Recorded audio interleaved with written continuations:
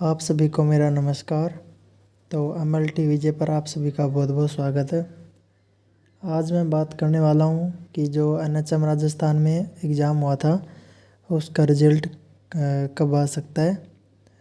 तो 4 वैकेंसी थी, उनका रिज़ल्ट है वो आ चुका है, लेकिन अभी जो टोटल 19 थी उनमें से सिर्फ 4 का ही है। 15 अभी और बाकी है, उनका कब आ सकता है। जैसे CHO हो गया, lab technician, pharmacist, ANM GNM सबका जो स्टाफ नर्स भी हो गया, तो उनका रिज़ल्ट कब आ सकता है। तो जैसा कि हमें आलोक राज जी ने बताया था कि एक बार जो जिन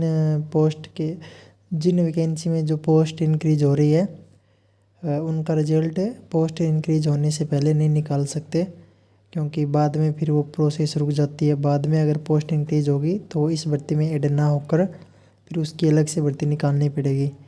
तो इससे अच्छा कि एक बार पोस्ट इंक्रीज हो जाए तो उसके बाद रिज़ल्ट निकालेंगे, ताकि वो पोस्ट इसी भर्ती में ऐड हो और ज़्यादा से ज़्यादा कैंडिडेट्स को इसका फ़ायदा मिले।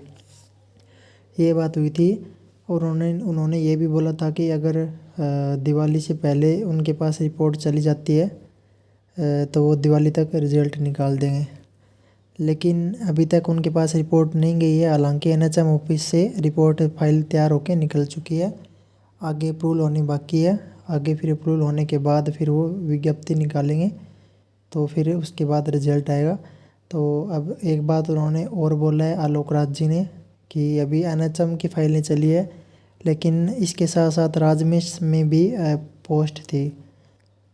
तो अब वो वेट कर रहे हैं कि राजमेश वाले भी अगर कुछ पोस्ट वगैरह बढ़ाते हैं तो वो पोस्ट भी NHM के साथ ऐड करके फिर विज्ञप्ति निकालें।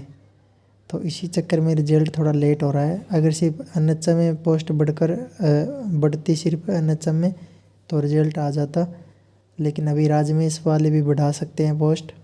तो हालांकि कैंडिडेट्स को इससे काफ़ी फ़ायदा होगा, क्योंकि NHM के साथ साथ राजमेश में भी काफ़ी पोस्ट बढ़ेगी। तो जो 1-2 नंबर से रहने वाले थे वो नहीं रहेंगे, अब उनका भी नंबर आ जाएगा, लेकिन इससे थोड़ी प्रक्रिया में टाइम लग सकता है। तो अभी के अपडेट के हिसाब से लग रहा है कि दिवाली तक रिपोर्ट ना जाए, लेकिन दिवाली के 1-2 दिन आगे या 2-4 दिन पीछे भी हो सकता है। लेकिन NHM राजमेश दोनों मिलाकर जो रिपोर्ट तैयार होगी वो दिवाली के 2-4 दिन बाद तक ज़रूर पहुंच जाएगी और विज्ञप्ति भी निकल जाएगी।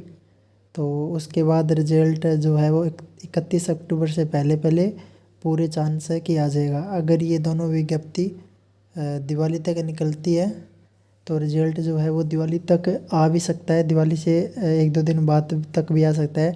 लेकिन ये रिपोर्ट दिवाली से पहले नहीं पहुंच पाती है, विज्ञप्ति नहीं निकलती है। दिवाली के बाद ये विज्ञप्ति निकलेगी, तो भी 31 अक्टूबर से पहले रिज़ल्ट आने के पूरे चांस है। तो ज़्यादा घबराने की ज़रूरत नहीं है आप सभी को, क्योंकि रिज़ल्ट जो है वो इसी महीने में आने वाला है। ज़्यादा दिन नहीं बचे, 15 दिन के अंदर अंदर रिज़ल्ट आ जाएगा।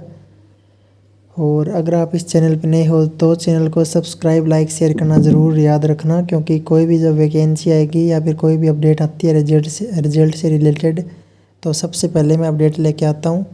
और MCQ क्लास भी लेके आता हूँ लैब टेक्नीशियंस के लिए।